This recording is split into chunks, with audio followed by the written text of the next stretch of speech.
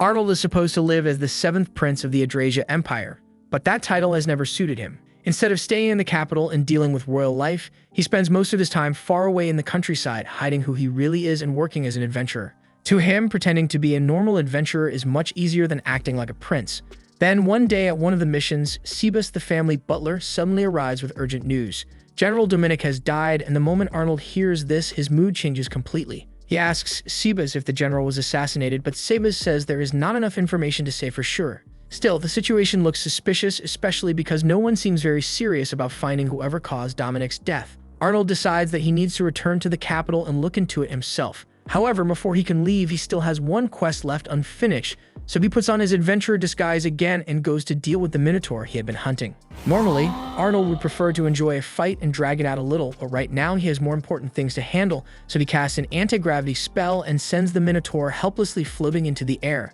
Then, while the monster is still unable to control itself, Arnold fires 3 spells at once and kills it instantly. After finishing the quest, Arnold returns to the guild and reports his success. To prove the job is done, he brings in the Minotaur's horn. The adventurers inside are shocked that he managed to defeat such a monster alone, but the receptionist barely reacts. After all, Arnold is one of only 5 double S-class adventurers in the entire empire, so this kind of result is exactly what people expect from him. Arnold then places several gold coins on the counter and announces that everyone in the guild can drink on his tab, including the receptionist. In exchange, he wants to be given priority the next time a difficult quest appears. Since everyone benefits from the offer, no one has any reason to refuse. With that settled, Arnold leaves the guild, slips into a dark alley, removes his disguise, and opens a portal back to the capital. Once he arrives, Arnold goes straight to his younger brother Leonardo, the 8th prince, to understand what's really happening. He asks if Dominic is truly dead, and Leonardo confirms it. Leonardo is clearly blaming himself because Dominic only died because he had chosen to support him. Arnold asks whether Leonardo has any idea who might be responsible, but Leonardo cannot give him an answer, so Arnold asks what Leonardo plans to do now. Leonardo says he wants to avoid fighting within the family if possible. Arnold is not surprised by that answer, but he makes it clear that avoiding the throne struggle will not keep Leonardo safe. If he refuses to fight while the rest of their siblings are already moving, they will continue targeting him until every part of his faction is destroyed. And if that happens, Arnold and their mother will be dragged down with him. Leonardo gets what Arnold is trying to tell him, so he apologizes for hesitating for so long and makes his decision clear. From this point on, he will officially enter the fight for the throne. Arnold is relieved to hear that, and he promises Leonardo that he will support him through every step of the struggle. The first thing they need is power, and if Leonardo wants to survive against the other factions, they have to gather enough allies and fighters to make attacking him dangerous. Arnold says he will begin looking for people who can help them, but he warns Leonardo not to expect too much.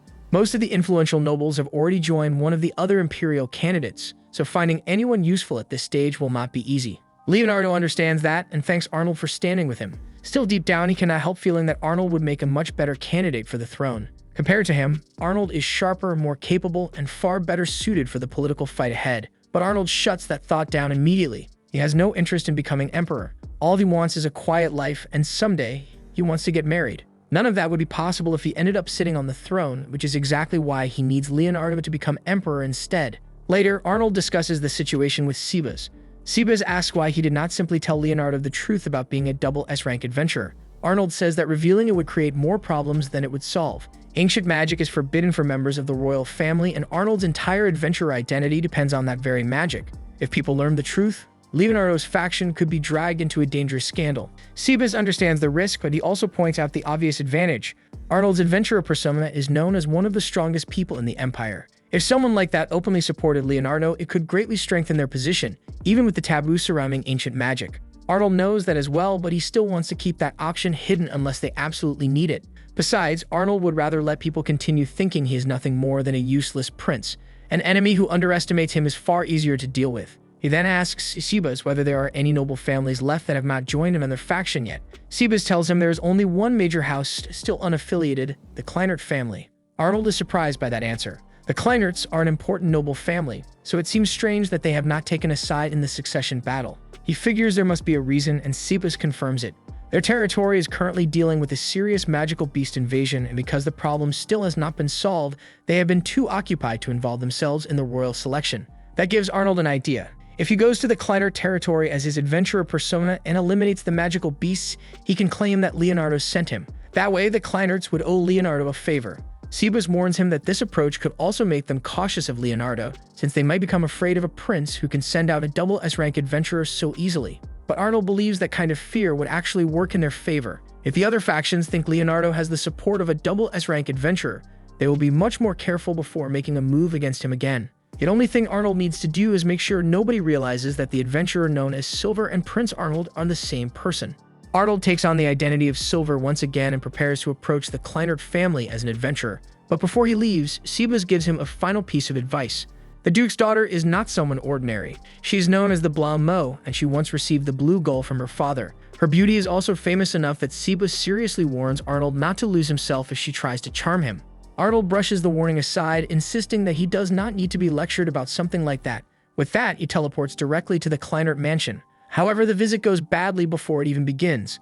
A guard blocks him at the gate and demands his identity, so Arnold introduces himself as Silver, the double S-rank adventurer. The guard refuses to believe him. As far as he is concerned, someone of Silver's rank would never appear without the guild informing them first.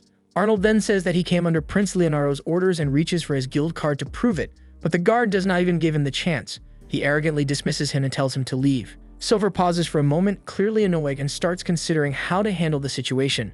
He warns the guard that rejecting him here is not just disrespect towards Silver, but also toward Prince Leonardo himself. But before he pushes the matter any further, something catches his attention. From one of the windows, the Duke's daughter is watching him, and the instant Arnold sees her, he realizes the rumors were not exaggerated at all. She is so beautiful that he almost feels his resolve weakening before they have even spoken. Instead of forcing the issue, Silver withdraws and returns to the castle.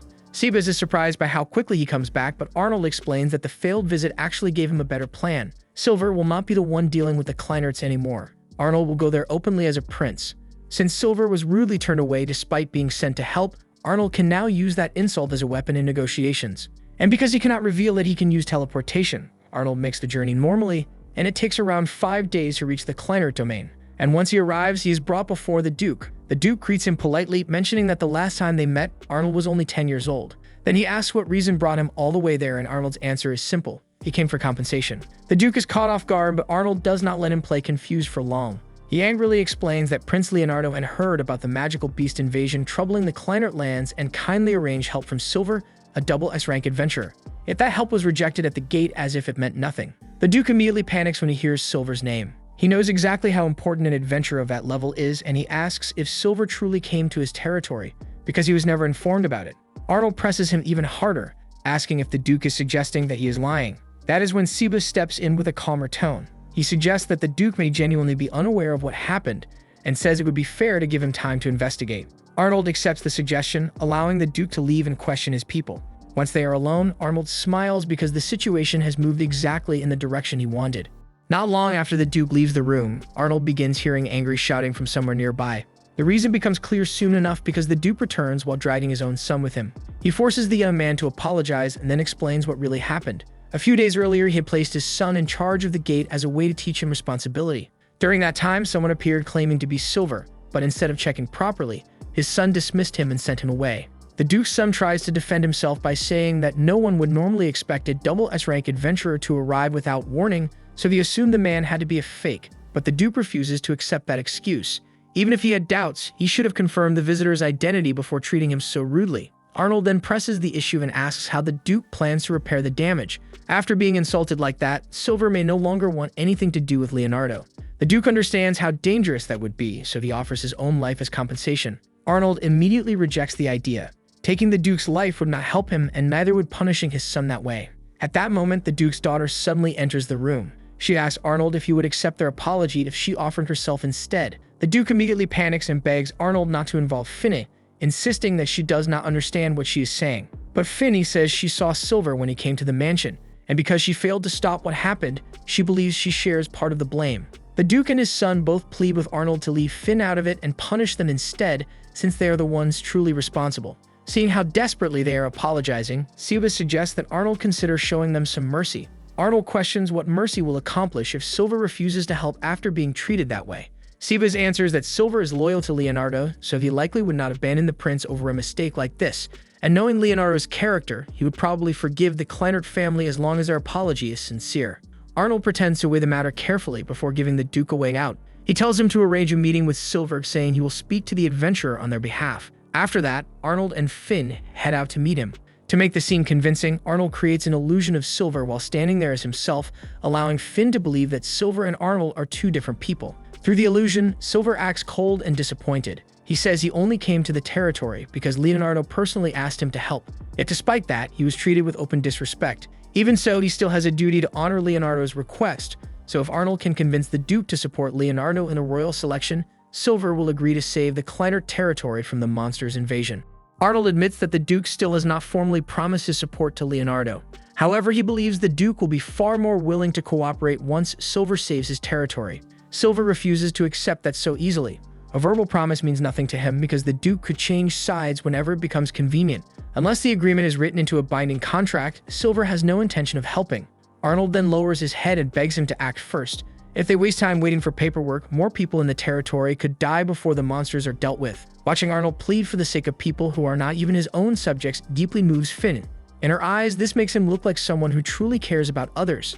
After Arnold continues pressing him, Silver finally agrees to eliminate the monsters before the contract is settled. But he turns to Finn and makes one thing clear. He's only doing this because Arnold asked him to. In return, he expects her to convince the Duke's family to support Leonardo in the royal selection. Once the meeting is over, Arnold and Finn prepare to leave. Before Arnold enters the carriage with her, Sebas quietly praises him for what he just pulled off. The illusion he created to act as Silver was unlike anything Sebas had ever seen before, and Arnold's performance was so convincing that even Sebas nearly forgot the whole thing was staged. Later, Arnold reaches the area of the domain where the slime outbreak is at its worst. A single slime is not much of a threat, but this many gathered in one place has turned the situation into a real disaster. A party of adventurers had already been sent in to stop it, made up of 2 A-rank adventurers and 4 B ranks. Unfortunately, their strength is not enough to destroy the mother slime, which is the source producing all the smaller ones. Silver approaches the party and politely asks them to leave the rest of the quest to him. Their leader immediately recognizes him as a double S-rank adventurer and agrees without hesitation, knowing his own team does not have the power to finish the job. Even so, the leader is clearly frustrated by how helpless he feels. Silver tells him not to look at it that way. If his party had not held the slimes back until now, the infestation would have spread much further. Silver then faces the direction of the mother slime and raises his hand. With one ancient spell, he wipes out everything in that path, including the mother slime itself. After that, he turns back to the adventurers and tells them they can take credit for the victory if they want, since fame does not matter to him. With the quest finished, Silver teleports back to his room and removes his mask, finally allowing himself to relax. But without him realizing it, Finn had come to his room looking for him, so she sees him taking off the outfit, and at that moment, there is no escaping it anymore. Bro basically got caught in 4K, and Finn finally discovers that Silver and Arnold are the same person. This was the end of episode 1. Subscribe to not miss the next episode.